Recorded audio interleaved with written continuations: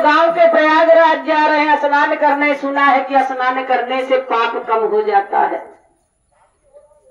और आपने तो जीवन भर धन ही कमाया है, कभी पुण्य नहीं किया। थोड़ा दान दक्षिणा दे देते तो शायद हमको भी वहां परमात्मा के पास कुछ थोड़ा बहुत मिल जाता। सेठ ने कहा कि देख, मेहनत मैं करता हूं और दान धर्म दूसरे के दूं, ये कैसे हो सकता है? मैं 1 रुपया भी किसी को दान नहीं करूंगा। अब देखिए, जब वहां प्रयागराज का नहावन खत्म हो गया तो उसने सोचा कि बात तो मेरी पत्नी सही कह रही, इस समय अब कोई पांडव भी नहीं होगा वहां गंगा स्नान करने में, किसी को दान वान देना पड़ जाए। चलो कम से कम चल करके मैं स्नान ही कर लेता हूं, मेरा पाप जो है वो धुल जाएगा। पत्नी से बोला कि ऐसा हम जा रहे हैं गंगा स्नान करने और तुम अपना ख्याल रखना, दुकान डलिया देखना, लेकिन ध्यान रखना कि 1 रुपया भी किसी को दान मत करना। पत्नी ने कहा कि ठीक है। यही कह करके सेठ चला गया। अब सेठ गया तो कहाँ स्नान करे? जब घाट पे जाकर के देख रहा है तो वहां 2-4 पंडित बैठे हुए हैं। अब वो सोच रहा है कि अगर मैं स्नान करूंगा तो यहाँ के पंडित जो है ये दक्षिणा मांगेंगे। अब वो घूमते घूमते घूमते घूमते इतना दूर निकल गया जहां लहासे जलाई जाती थी। अब वह सेठ क्या सोच रहा है कि यहाँ तो लहास जलाई जाती, यहाँ कोई दान धर्म नहीं होगा। लेकिन एक बात सेठ भूल गया कि जहाँ कोई नहीं होता वहाँ बाबा भोलेनाथ होते हैं। और बाबा भोलेनाथ का स्थान कहाँ है? शमशान में। अब बाबा भोलेनाथ सारा लीला उसका देख रहे हैं। सेठ जैसे गया नदी में डुबकी लगाया, तैसे बाबा भोलेनाथ एक साधु का भेष बना करके वहीं पर बैठ गए। और जब वो नहा करके निकलने लगा, देखा भोलेनाथ यहाँ करके खड़े हैं, कहते हैं बेटा दक्षिणा दो। अब वो दक्षिणा के चक्कर में वो तो एकदम हड़बड़ा गया कि अब बन गया। यहाँ तो अभी तक तो कोई दक्षिणा लेने वाला नहीं था और ये साधु बाबा कहाँ से चले आए। अब उसने सोचा, सेठ ने कहा कि बाबा देखिए ऐसा है कि मेरे पास तो 1 रुपया भी नहीं है, मैं आपको दक्षिणा दे नहीं सकता। बाबा ने कहा कि बेटा क्यों नहीं दे सकते? बोला कि मैं घर से चला था तो मैं रुपये पैसे नहीं लेकर के चला था। ठीक है, ऐसा करिए बाबा कि 1 रुपया मेरा उधार कर लीजिए। भोलेनाथ से कहा कि 1 रुपया मेरा उधार कर लीजिए, जब कभी मुलाकात होगा तो हम आपको 1 रुपया दे देंगे। और यही कह करके वो चल दिया। अब वो आगे आगे भोलेनाथ पीछे पीछे, वो आगे आगे भोलेनाथ पीछे पीछे साधु के भेष में। और जब बाबा को उसने देखा तो वह व्यक्ति पूछा, सेठ कहने लगा कि अरे बाबा, मैंने आपसे कहा ना कि मेरा उधार रख लीजिए। बाबा ने कहा कि बेटा कल किसने देखा है, मुझको आज ही दक्षिणा चाहिए तो आज ही चाहिए। उसने कहा कि मेरे पास तो दक्षिणा देने लायक 1 रुपया भी नहीं, मेरे पास कुछ भी नहीं। अब उसका सफर तेजी से बढ़ने लगा। सोचा कि बाबा को चकमा दे करके इधर उधर गली में से निकल जाऊंगा और बाबा को पता भी नहीं चलेगा कि मेरा घर कहाँ है। और गलियों में से चक्कर काटते हुए वह सेठ अपने घर पे चला आया और आया, अपने पत्नी को सारी बात बताया। पत्नी ने कहा, अरे 1 ही रुपये की तो बात थी, कंजूस सेठ, कम से कम 1 रुपया तो दान कर दिया होता।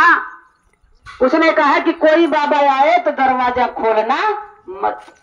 और जैसे बोला दरवाजा मत खोलना, तैसे महादेव प्रकट बाबा के रूप में बोले, बच्चा वो 1 रुपया मेरा वापस कर दो। सेठ ने कहा कि मैंने आपको कहा था ना कि मैं नहीं दूंगा। और कह करके कहा कि ऐसा है कि आप कल ही आइए। 1 रुपया के लिए कल का चक्कर कटवा दिया। महादेव ने कहा कि ठीक है, कल ही आ जाता हूं। अब दोबारा जब दूसरे दिन सुबह हुआ, महादेव पहुंच गए। अब 1 रुपया देने के चक्कर में पत्नी से बोला कि अगर महात्मा साधु आते हैं तो कह देना कि सेठ बहुत बीमार हो गए हैं। बोला कि ठीक है। पत्नी जब आई, महादेव आए, दरवाजा खोले। पत्नी ने कहा कि बाबा क्या बात है? महादेव कहते हैं कि वो कल वाला जो उधार था वही मैं लेने आया हूं। सेठ जैसे अपने पत्नी को कहा तो वैसे ही सेठाइन ने किया। उसने कहा रे बाबा क्या बताए, जब से आपको कहे हैं कल ले लेना, पता नहीं चिंता का मारा कैसे उनकी तबीयत बहुत खराब है, बचने की उम्मीद नहीं है। बाबा ने कहा क्या? बोले हाँ। यही कहकर के पत्नी चली गई। अब बाबा चिंता में पड़ गए कि क्या सच में सेठ की तबीयत खराब है। बाबा ध्यान लगा करके देखे तो नखरा बना करके सो रहा है।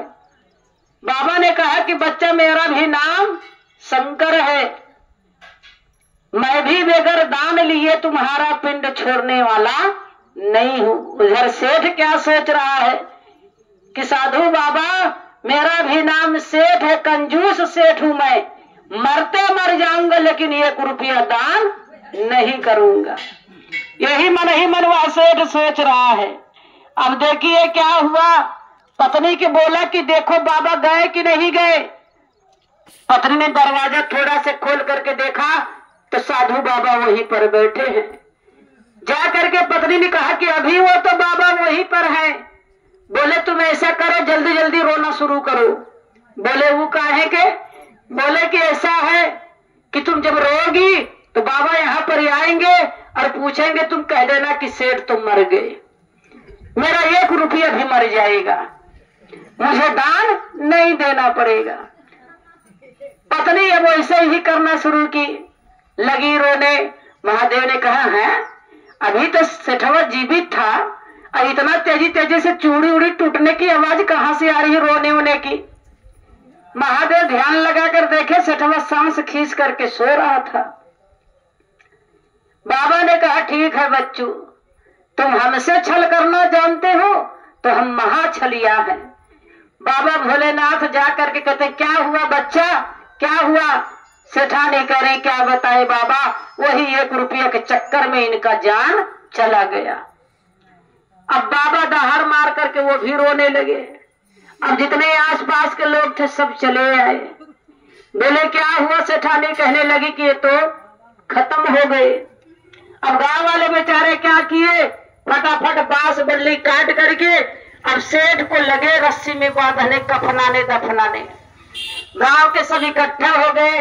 बाबा भोलेनाथ कह रहे हैं बच्चे अब 1 रुपया देने बाद तो तुम्हें मुक्ति मिल जाएगी। लेकिन वो क्या सोच रहा है कि सच में लोग मुझे शमशान घाट तो नहीं ले जा रहे हैं। अब मन ही मन सोच रहा है कि क्या करूं, लेकिन फिर भी मैं 1 रुपया दान नहीं दूंगा। अब यही सोच करके सारे गांव वाले उसको नहलाए धुलाए, सांस रोका हुआ है, नहला धुला करके बांस पे बांध दी है। आगे आगे आग ले करके महादेव, पीछे पीछे राम नाम सत्य करते हुए गांव के लोग शमशान घाट पहुंच गए। जब लकड़ी पे जलाने की बारी आई, सारा काम हो गया, बाप उसको सुला भी दिया गया। बाबा भोलेनाथ ने कहा अभी इसकी तो कुंडली में मरण योग लिखा ही नहीं है, ये ससुरा 1 रुपया के लिए अपना जान देने पे तुला है। बाबा ने कहा कि भैया अब उठ जा, तू हारा मैं हारा तू जीता, बोल क्या चाहिए तुझको। सेठ हाथ जोड़ करके खड़ा हो गया, बोला महादेव आप? बोले हाँ। बोला चलो कम से कम 1 रुपया के चक्कर में आपका दर्शन तो हो गया।